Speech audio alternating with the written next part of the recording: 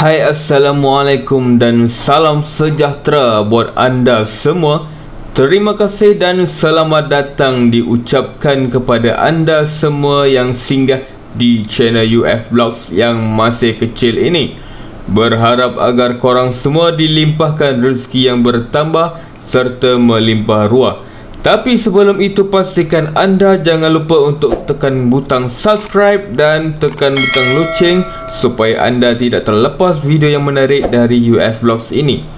Pada hari ini, UF Vlogs ingin kongsikan satu artikel daripada trending sangat. Namun, UF Vlogs tidak menyokong mana-mana pihak kerana UF Vlogs hanya sekadar untuk berkongsi kepada anda semua. Seakan-akan komen para netizen sungguh menyengatkan sehingga teruk dikecam. Imam besar Masjid Putra sekali lagi tampil membuat video kepada para netizen. Imam Masjid Putra, Ustaz Iqmal Zaidi Hashim, memohon maaf kepada seluruh umat Islam berhubung video penjelasannya mengenai isu layanan 2 darjat bagi solat Jumaat di Masjid Putra baru-baru ini. Iqmal berkongsi rakaman maaf secara terbuka itu menerusi laman Facebook Masjid Putra Putrajaya kira-kira pukul 10.25 malam tadi.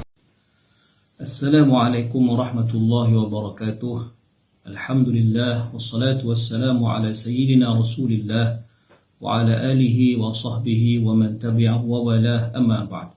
Muslimin muslimah yang dirahmati Allah, saya Ustaz Iqmal Zaidi bin Hashim, Imam Besar Masjid Putra Putrajaya, dengan ini ingin memohon maaf secara terbuka kepada seluruh umat Islam yang mengetahui kes ini secara jauh dan dekat di atas reaksi saya yang dilihat agak keterlaluan berhubung dengan video yang tular di media massa dan media sosial seluruh negara pada hari Jumaat yang lalu. Dengan rendah hati saya ingin memohon maaf di atas segala keterlanjuran tersebut dan berazam serta berjanji akan memperbaiki keadaan, terutamanya mengenai pelaksanaan SOP khasnya di Masjid Putra Putrajaya.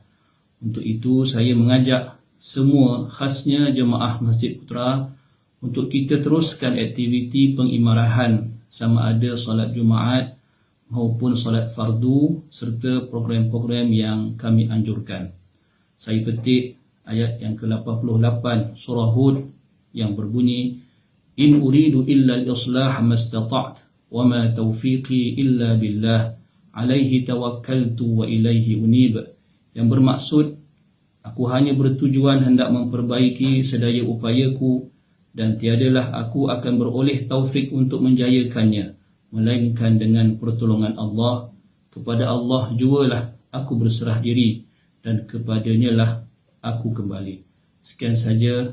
Assalamualaikum warahmatullahi wabarakatuh. Menurutnya, beliau memohon maaf berhubung penjelasannya yang dilihat agak keterlaluan berhubung video tular itu. Dengan rendah hati, saya ingin memohon maaf atas segala keterlanjuran tersebut dan berazam serta berjanji akan membaiki keadaan, terutama berkaitan pelaksanaan prosedur operasi standard SOP di Masjid Putra. Saya juga mengajak anda semua, khasnya jemaah Masjid Putra, untuk teruskan aktiviti mengimarahkan sama ada solat Jumaat atau solat fardu dan program yang akan dianjurkan kelak, katanya. Namun alhamdulillah akhirnya selesai juga. Jadi para netizen, alhamdulillah berlapang dada, akhirnya Imam Masjid Putrajaya bersedia memohon maaf dan telah memohon maaf dah pun. Moga itu menjadi satu peringatan kepada kita.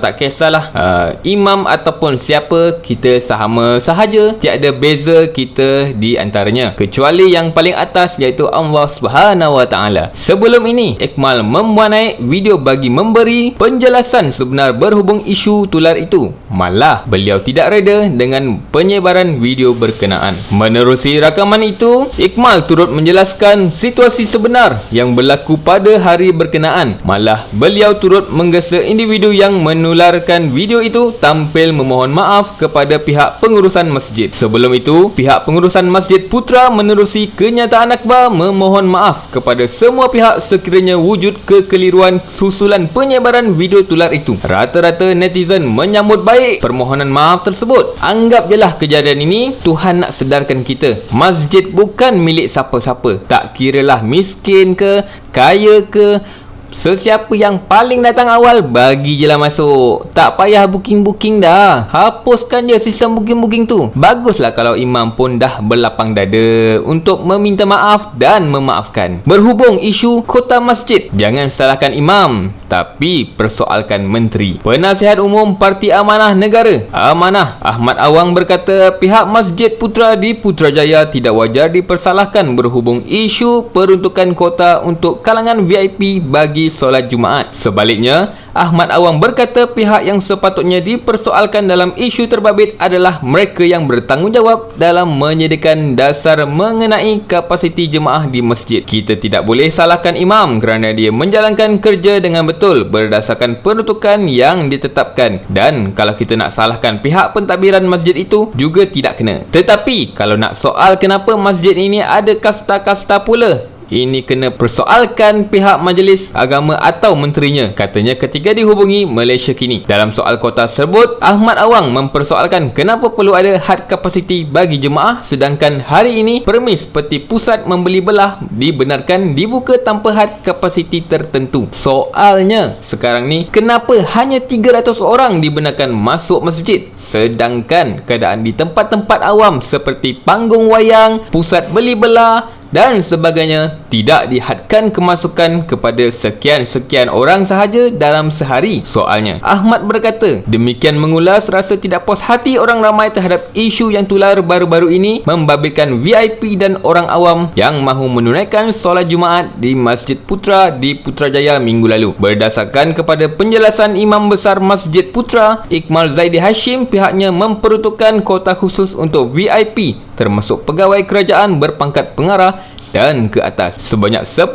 setiap kali sembahyang Jumaat. Rasa tidak puas hati itu bukan sekadar melibatkan jumlah jemaah yang dibenarkan hadir, tetapi turut melibatkan masa seseorang itu tiba di masjid. Mengulas lanjut, Ahmad berkata dalam keadaan hari ini yang mana negara mula mencapai imuniti kelompok, pihak pengurusan masjid seharusnya membenarkan lebih ramai jemaah asalkan mereka yang hadir mematuhi prosedur operasi standard SOP yang ditetapkan. Masjid adalah tempat ibadah dan sudah bertahun orang ramai tidak solat Jumaat. Sepatutnya bukan 300 orang dibenarkan solat, katanya. Masjid itu kapasitinya 5,000 orang dan jumlah itu jika dibuat penjarakan fizikal sekalipun boleh menempatkan lebih 1,000 orang. Jadi daripada 300 orang itu banyak lagi ruang yang kita boleh berikan. Dan kalau itulah perkiraannya, tidak perlu lagi lah diberikan kota kepada pegawai kerajaan semua kerana masjid dah muat. Pada saya, pihak pengurusan dan pentadbiran menteri, timbalan menteri atau mufti perlu ambil perhatian dalam perkara ini. Ini bila orang dah buat aduan baru dikata akan siasat, katanya. Mengambil contoh di Perak, Ahmad berkata pihak pengurusan masjid di negeri itu tidak menghadkan jumlah kehadiran jemaah, sebaliknya mengenakan SOP yang ketat kepada mereka. Di Perak, pihak pengurusan masjid membenarkan kapasiti seluas masjid asalkan penjarakan fizikal dipelihara dan memakai pelitup muka, maka orang ramai pun tak adalah kelang kabut nak berebut masuk masjid, katanya. Justru, kata Ahmad, kerajaan perlu meneliti semula polisi yang dibuat bagi memudahkan orang ramai dan bukannya merumitkan lagi masalah sedia ada. Dalam keadaan sekarang ini, dah banyak orang boleh sembahyang di mana-mana dan kamu boleh benarkan panggung wayang, tempat judi, kedai nombor ekor dibuka semua, tiba-tiba masjid kamu hadkan pula. Pembuat polisi kena fikir, jangan timbulkan masalah terlalu rumit menyebabkan orang awam susah. Jadi, pembuat polisi khususnya menteri dan ahli lembaga yang berkenaan, mereka kena prihatin dengan masalah yang dihadapi orang ramai, orang Islam dan para jemaah yang telah bertahun tidak dapat solat Jumaat dan solat 5 waktu tambahnya. Lebih baik beri kota kepada OKU. Senada dengan Ahmad, pengerusi Biro Pemahaman dan Pemantapan Agama BIPA PKR Amidi Abdul Manan, menurut Amidi, sudah tiba masanya SOP berkaitan solat berjemaah di masjid dan surau diteliti bagi mengelak fitnah berterusan. Dalam Islam ini, salah satu perkara yang kita kena jaga adalah menjauhi fitnah. Tak kisahlah letak kota ke,